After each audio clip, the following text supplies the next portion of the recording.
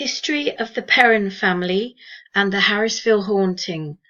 True story behind the movie The Conjuring. Ed and Lorraine Warren had been investigating the paranormal activity since the early 1950s. During their decade-long careers, they investigated over 4,000 hauntings, including the well-known Amityville haunting, where they were recognized as the first psychic investigators to step onto the scene. The 2013 film The Conjuring was based on their terrifying investigation of the Perron family and the haunted farmhouse in Harrisville, Rhode Island, known variously as the Harrisville haunting or the Perron family haunting. The Warrens would say that their investigation of the Perron family's haunting was the most intense, compelling, disturbing and significant investigation of their careers. Roger Perron, his wife Carolyn, and their 5 children Andrea, Annie for short, Nancy, Christine, Cindy and April endured a decade of torture from the spirits that occupied their country home. The Harrisville haunting. The hauntings begin. Seeking to move the children to a quieter home life in the country, Roger and Carolyn Perron purchased their dream home in the winter of 1970. The old Arnold estate was 200 acres in size and one of the original plantations in the area, surveyed by colonist John Smith in 1680, and was deeded to Roger Williams for the formation of the state of Rhode Island.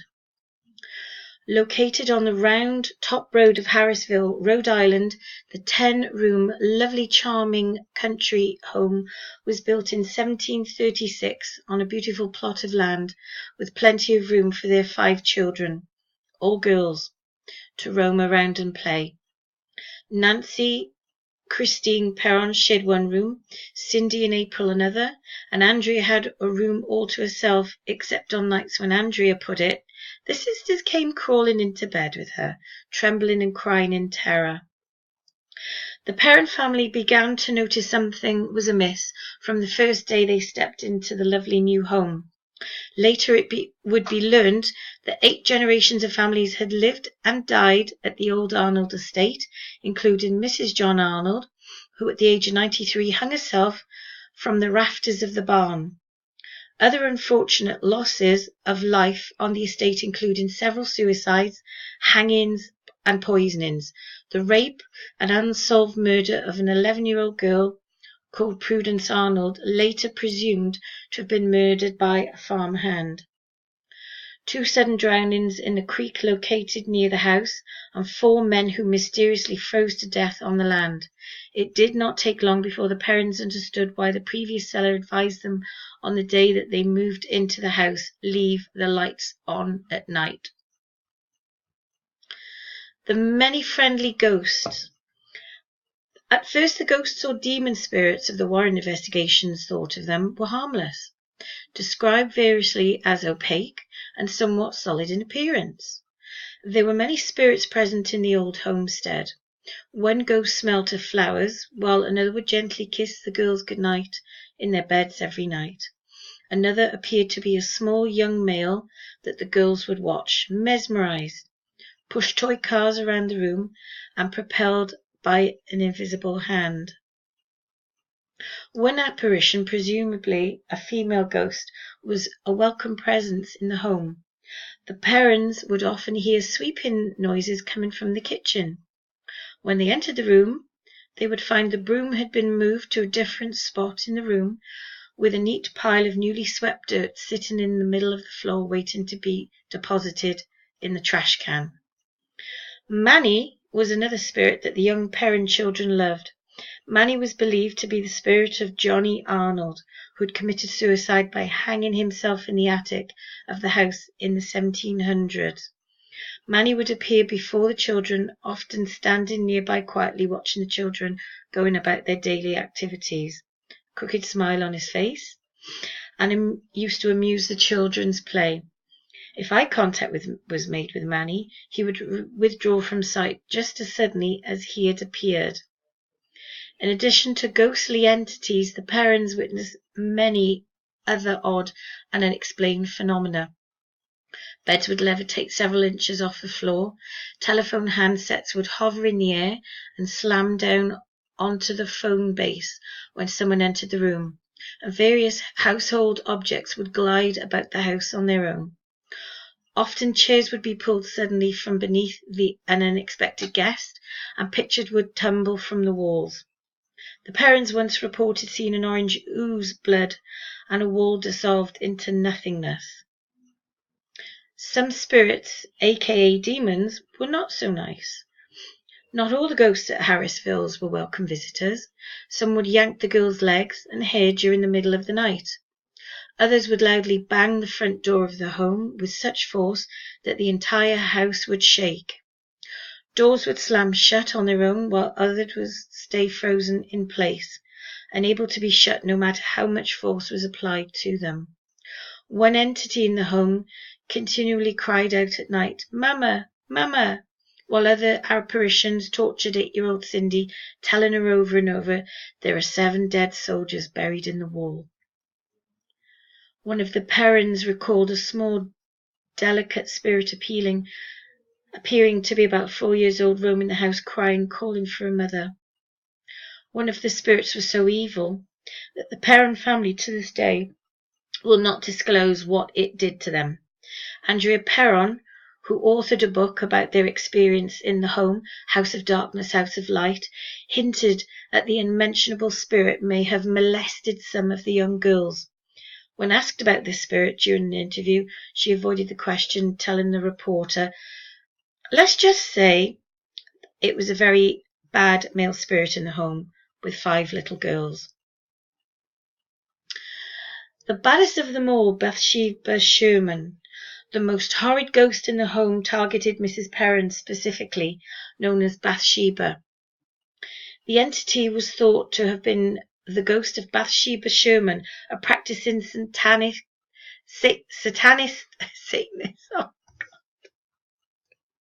practiced Satanist and a witch who lived in the home in the early 19th century and died there after hanging herself from a tree behind the barn. The Perrons were not a religious family, weak in faith. It was theorized to be a primary factor for the particularly violent and active nature of Bathsheba's treatment of the Perron family.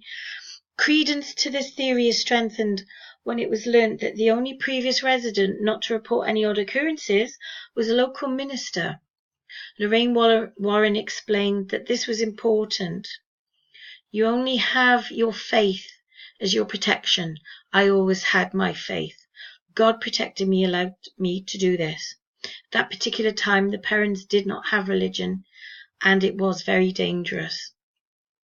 Bathsheba was a vile, hideous creature described as having a face similar to a desiccated beehive, covered in cobwebs with no real human features other than vermin crawling through crevices etched into the wrinkled skin of her face. The head was round and grey and sat leaning off to one side as if her neck had been broken, and an evil stench permeated the room when she was present. Bathsheba Thayer was born in 1812 in Rhode Island and married a fellow Rhode Islander, Judson Sherman, on March 10, 1844. When alive, Bathsheba had lived a life of solitude. An outcast of the community she lived in after being accused of killing her young baby as a sacrifice to Satan. The baby's body was found to have been impaled in the head with a sharp object. Lacking evidence, the case was eventually dropped. Bathsheba was believed to have had 3 other children, none of whom survived past the age of 4. Her children may not have been her only victims.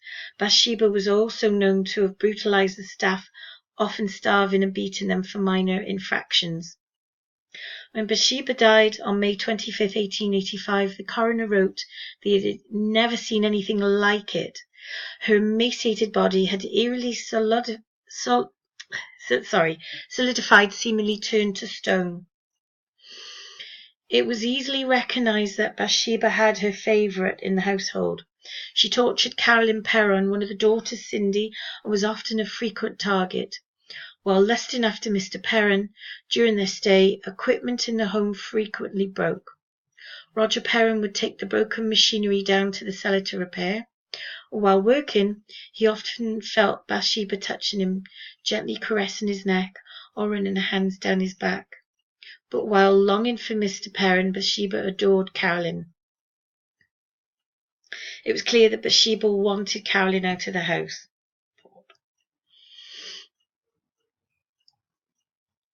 On August 1977, an article at the local Providence Journal described the appearance of Bathsheba.